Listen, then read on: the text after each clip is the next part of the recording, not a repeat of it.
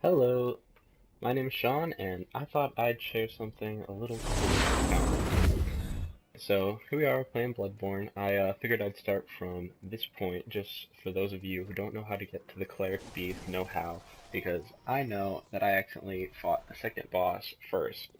Um, and I looked back. I remember when I was looking strategies for fighting the second boss, it was like, I thought it was the first, so I was like, so I searched up Bloodborne, first boss walkthrough, and came up with the Cleric Beast instead of um, the creepy priest werewolf in the graveyard. Um, yeah, so I was like, oh, okay. Looks like I jumped the gun a little. Um, but anyway, so I thought I'd just show how to get there for people who are a little dumb, like myself. So, uh, my personal playstyle is I prefer to use the two-handed variant of my weapon. I don't like using the short one because it feels like they do the same amount of damage. I love that. I love doing that. That's my favorite thing in this entire game, just wiping out like 4 enemies at once. Um, what was the thing? Yeah, I feel like the two-handed one, it has more range, obviously. I feel like it does the same amount of damage, and also it does that spinny attack, which I absolutely love. So here you can see I'm about to fight the boss, take a moment to collect my thoughts, peer through the fog, and whoa, hello, how are you? Uh, if you notice, like, the game stop and start a little, that's because I was texting my girlfriend, and gentlemen, everybody knows this. Girls come before video games, so I thought I'd just edit that part out. But here you can see, the boss fight starts off pretty normal. You know, he's walking at me, he's swiping, he's trying to slap me. I'm doing my spinning attack, you know, backpedaling. Uh, the way that you're supposed to beat him is when he winds up for a punch, you like duck and roll underneath him, and you know I get a good amount of those off. That was not one of those. He gave me a good one right there, and I thought I was gonna die, so I just shot up some heroin, shot up some more heroin. Um, if you look in the top left-hand corner, you'll see that I'm pretty well stocked. You know, I've got 2 Molotovs.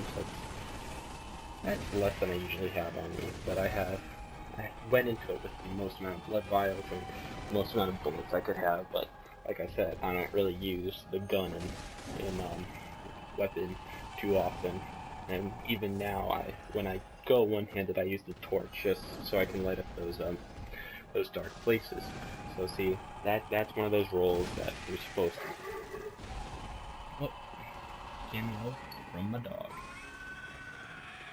So here, I just had to take a little breather, let him snort some red cocaine. Oops. Starting to think my house is being broken into. You know, just sort of play the waiting game, see if he's gonna do anything. And here's where I started to notice something was up. You know, you can see he's sort of sticking to that bridge. And here, it's just like, why isn't he coming after me? That's all I could think, because I was waiting for him to come after me so I could, you know, duck under him, get behind him, and get off a couple hits. As you can see, I'm a little nervous to get too close to him, because if you know anything about this game, you know that it is ridiculously unfair. It's a From Software game, which is the same people who do Dark Souls, and this game is essentially Dark Souls at its core. So here I get behind him and I take down his health a bit. You know, I'm like, oh, I think he's glitched. Huh, this is interesting. So I don't really know what to do at this point, because if you'll notice, part of the glitch is he also can't stop doing his little punch attack. So it's really hard for me to get in and get hits. I feel like I took my moment really well, and so most people would think, oh, you know, he's so lucky, like his Cleric Beast got glitched, he was able to just get off hits, not having to worry about dodging, but that's not actually true. So I think I go through more blood vials in the second part of the fight than I did in the first, and that's not because this guy has multiple forms. Maybe he does, he looks the same to me. It's not because he's any more powerful or he at least feels the same amount of power. I don't know what I'm saying, I didn't look that up. But I really think that it's just blood nerves, because this is the third time I fought this guy, so you know, really not that bad in the grand scheme of things. Only 3 deaths on a pretty big boss like this. But still, you know, you get down there, you don't want to have to wait for the loading screen and then walk through and kill all the stupid little guys on your way. You know, it's no fun. Not what you want. So here, I tried out a different strategy. I tried to use the oil urn, and that is very indicative of my skill at sports. I just throw the urn way over his shoulder. I had my torch out, I was gonna set him on fire. It just ends up with me getting my head smashed in. No, I had to shoot up some heroin to recover from that one. So, as you can see, he's sort of gotten away from the bridge at this point, but he's still not moving, and he's still only doing his punch attack. So, you know, he's taken up the whole bridge. There's no real good way to get past him. I just sort of try to get close and then hit him with my power attack, and then sort of peace out of there as soon as I can. But even so, like, at this point, like, you know, my palms are sweating, my hands are shaking, like, I don't want to have to deal with this again, because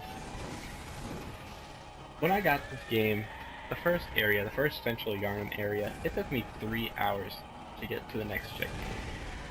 You know, like, that's like the, oh, missed that Molotov. That's the general pace of this game for myself. Like, you know, I feel like I get the mechanics pretty well. I feel like I can, excel in combat pretty well, but, you know, I take stupid risks, like, stupid things that I, like, should I go back to the Hunter's Dream? Should I spend those blood echoes and, you know, get a couple more health potions just in case, or get a couple Molotovs just to make any tricky situations easier? But I decide no, and usually I end up dying and losing everything. But as you can see here, we're near the end of the fight. I'm really nervous. I'm not even really going near him. Just sort of biding my time, waiting to get a couple good shots in. And, you know, at one point, I realized I only had 2 blood vials left, and I was like, you know what? Screw it. I'm going in. So I got a good hit off him, and there it is. And down he goes. You get the real good prey slaughtered. Love that, you know. I was a little bit like, oh, not sure if that's how these things are supposed to go, but hey, a win's a win. I'll take that dub. So I just look around, see if I got anything. If you like this, there might be a couple more, there might not. But yeah, I would highly recommend this game. It's a lot of fun, and thank you for watching.